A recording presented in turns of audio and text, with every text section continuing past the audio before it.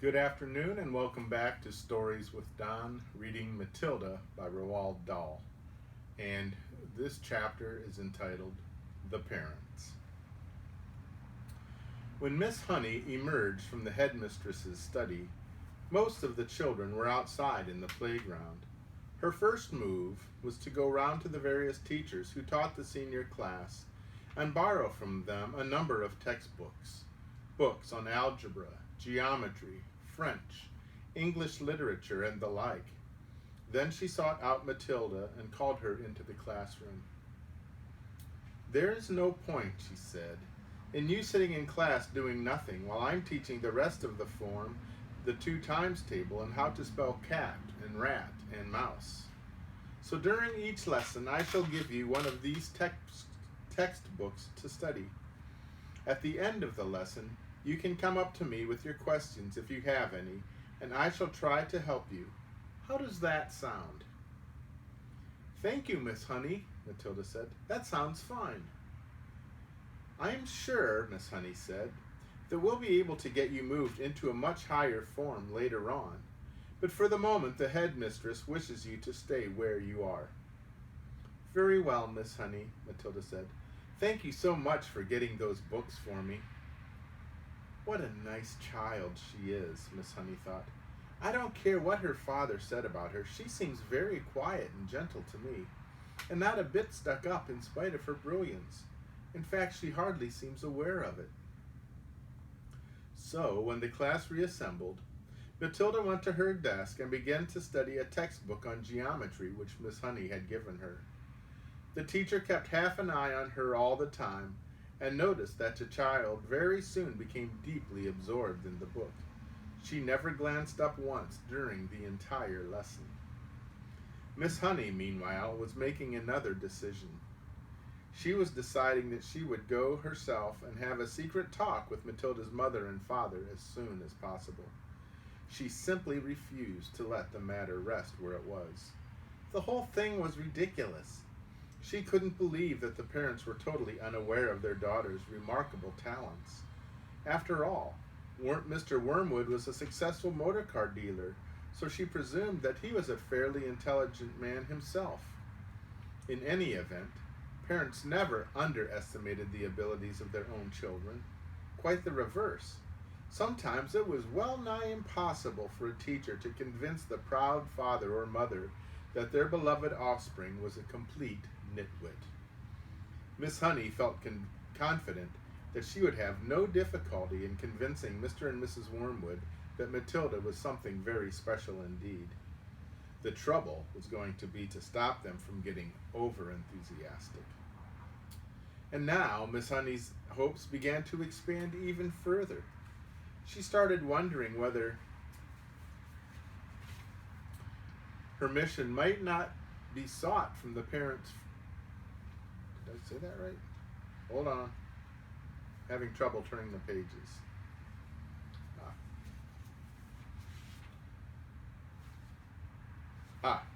She started wondering whether permission might not be sought from the parents for her to give private tuition to Matilda after school. The prospect of coaching a child as bright as this appealed enormously to her professional instinct as a teacher. And suddenly she decided that she would go and call on Mr. and Mrs. Wormwood that very evening.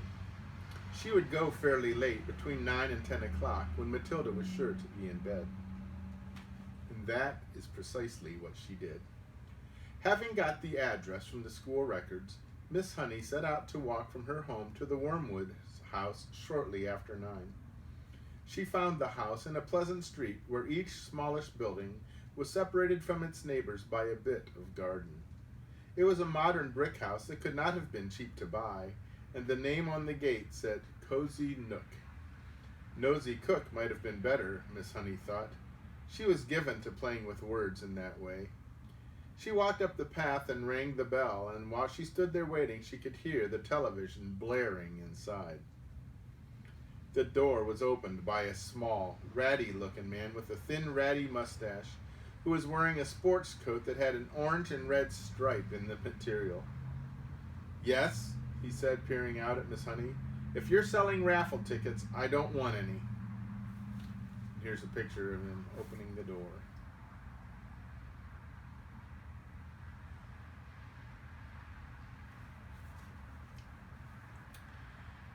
I'm not, Miss Honey said, and please forgive me for butting in on you like this.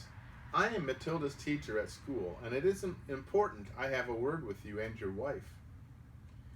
Got into trouble already, has she? Mr. Wormwood said, blocking the doorway. Well, she's your responsibility from now on. You'll have to deal with her. She is no trouble at all, Miss Honey said. I have come with good news about her. Quite startling news, Mr. Wormwood. Do you think I might come in for a few minutes and talk to you about Matilda? We are right in the middle of watching one of our favorite programs, Mr. Wormwood said. This is most inconvenient. Why don't you come back some other time? Miss Honey began to lose patience. Mr. Wormwood, she said, if you think some rotten TV program is more important than your daughter's future, then you ought not to be a parent. Why don't you switch the darn thing off and listen to me? That shook Mr. Wormwood. He was not used to being spoken to in this way. He peered carefully at the slim, frail woman who stood so resolutely on the porch. Oh, very well then, he snapped. Come on in and let's get it over with. Miss Honey stepped briskly inside. Miss Wormwood isn't going to thank you for this, the man said as he led her into the sitting room, where a large platinum blonde woman was gazing rapturously at the TV screen. Who is it? The woman said, not looking around. Some school teacher, Mr. Wormwood said. She said she's got to talk to us about Matilda. He crossed to the TV set and turned down the sound, but left the picture on the screen. Don't do that, Harry, Mrs. Wormwood cried out. Willard is just about to propose to Angelica.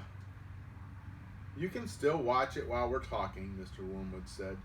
This is Matilda's teacher. She says she's got some sort of news to give us. My name is Jennifer Honey, Miss Honey said. How do you do, Mrs. Wormwood? Mrs. Wormwood glared at her and said, What's the trouble then? Nobody invited Miss Honey to sit down, so she chose a chair and sat down anyway. This, she said, was your daughter's first day at school. We know that, Mrs. Wormwood said. Ratty about missing her program. Oh, she said, ratty about missing her program. Is that all you came to tell us? Miss Honey stared hard into the other woman's wet gray eyes, and she allowed the silence to hang in the air until Mrs. Wormwood became uncomfortable. Do you wish me to explain why I came? She said. Get it on with then, Mrs. Wormwood said. I'm sure you know, Miss Honey said, that children in the bottom class at school are not expected to be able to read or spell or juggle with numbers when they first arrive. 5-year-olds cannot do that. But Matilda can do it all, and if I am to believe her, I wouldn't, Miss Wormwood said. She was still ratty at losing the sound on the TV. Was she lying then, Miss Honey said, when she told me that nobody taught her to multiply or to read? Did either of you teach her? Teach her what? Mr. Wormwood said. To read. To read books, Miss Honey said. Perhaps you did teach her. Perhaps she was lying. Perhaps you have shelves full of books all over the house. I wouldn't know. Perhaps you are both great readers. Of course we read, Mr. Wormwood said. Don't be so daft. I read the autocar and the motor from cover to cover every week. This child has already read an astonishing number of books, Miss Honey said. I was simply trying to find out if she came from a family that loved good literature. We don't hold with book reading, Mr. Wormwood said. You can't make a living from sitting on your fanny and reading storybooks. We don't keep them in the house. I see, Miss Honey said. Well, all I came to tell you is that Matilda has a brilliant mind, but I expect you knew that already. Of course I knew she could read, the mother said. She spends her life up in her room, buried in some silly book.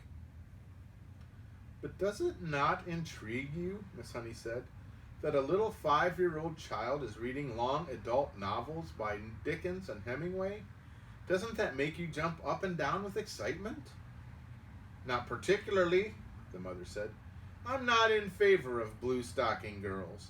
A girl should think about making herself look attractive so she can get a good husband later on.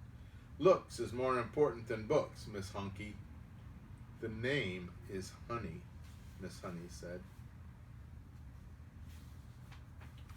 There's another picture.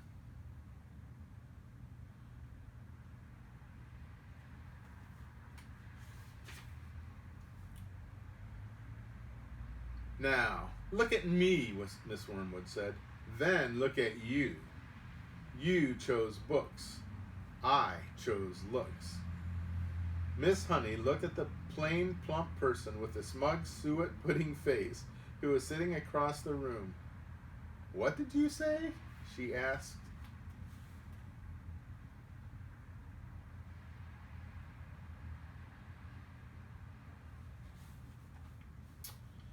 I said you chose books and I chose looks, Mrs. Wormwood said. And who's finished up the better off? Me, of course. I'm sitting pretty in a nice house with a successful businessman, and you're left slaving away, teaching a knot of nasty little children the ABC.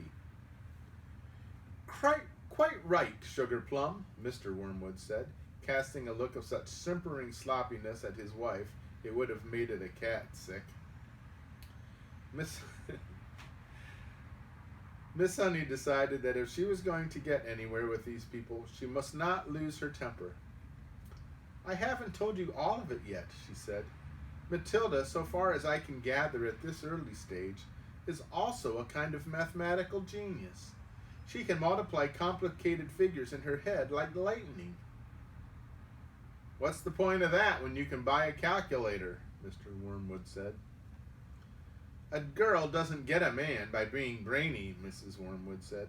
Look at that film star, for instance, she said, pointing at the silent TV screen, where a bosomy female was being embraced by a craggy actor in the moonlight. You don't think she got him to do that by multiplying figures at him, do you? Not likely. And now he's going to marry her. You see if he doesn't, and she's going to live in a mansion with a butler and lots of maids. Miss Honey could hardly believe what she was hearing. She had heard that parents like this existed all over the place and that their children turned out to be delinquents and dropouts, but it was still a shock to meet a pair of them in the flesh. Matilda's trouble, she said, trying once again. Oh, wrong voice. Matilda's trouble, she said, trying once again, is that she is so far ahead of everyone else around her that it might be worth thinking about some extra kind of private tuition. I seriously believe that she could be brought up to university standard in 2 or 3 years with the proper coaching. University, Mr. Wormwood shouted, bouncing up in his chair. Who wants to go to university, for goodness sakes? All they learn there is bad habits. That is not true, Miss Honey said. If you had a heart attack this minute and had to call a doctor, the doctor would be a university graduate. If you got sued for selling someone a rotten second-hand car, you'd have to get a lawyer, and he'd be a university graduate too. Don't despise clever people, Mr. Wormwood. But I can see we're not going to agree. I'm sorry I burst in on you like that. Miss Honey rose from her chair and walked out of the room. Mr. Wormwood followed her to the front door and said, Good of you to come, Miss Hawkes, or is it Miss Harris? It's neither, Miss Honey said, but let it go. And away she went. And that is the end of that chapter. So I hope you are still enjoying it. It's only going to get better, I can tell you that. So anyway, I hope you enjoy this day, that you are well, that you stay that way. May God bless you. Goodbye.